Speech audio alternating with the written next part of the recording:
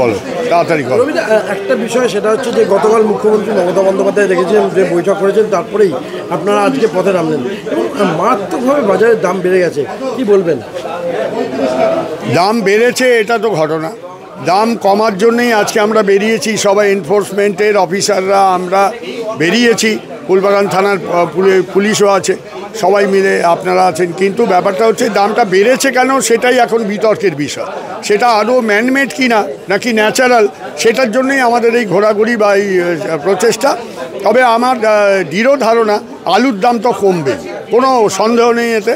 সবজিটা আমরা দেখছি এখনই আমরা হোলসেল মার্কেটে যাচ্ছি, ওখানে দেখে গিয়ে আমরা কথা বলছি। একটা বিষয় সেটা হচ্ছে যে এই যে বাজারে যে বিভিন্ন বাজারে দাম কি ভ্যারি করে? হ্যাঁ, দাম কোয়ালিটির ওপর নির্ভর করে এবং দামেরও তারতম্য আছে। 2-3 রকম সবজি হয়, হ্যাঁ, তাই দামেরও সেই জন্যে ডিফারেন্স আছে।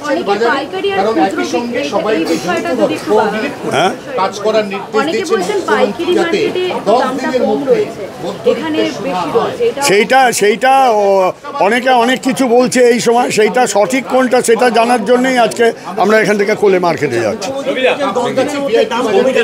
আর এরকম করো না, আর সময় নেই।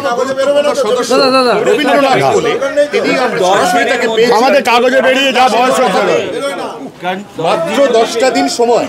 মাত্র 10টা দিন সময় আপনারা কালো বিলম্ব না করে আজ থেকেই নেমে পড়েছেন কলকাতার বাজারে। 10 দিনের মধ্যে কটা বাজার যাবেন এবং তার থেকে গুরুত্বপূর্ণ পাইকারি বাজার। এরা প্রত্যেকেই বলছে আমরা বেশি দামে জিনিস কিনেছি, সামান্য মার্জিন রেখে সেটা বেচছি, তাহলে পাইকারি বাজারেও তো যেতে হবে। আমরা এখন কোলে মার্কেটেই যাচ্ছি এবং এটা এখন লাগাতার এই প্রসেস চলবে। নেক্সট যে মিটিং হবে, যে কমিটি করে দিয়ে গেছেন চিফ সেক্রেটারির আন্ডারে, তার সেই মিটিংয়ে আমরা এগুলো কথা বলবো, আলোচনা করব, কি ব্যবস্থা নেওয়া যায় সেগুলো দেখা হবে।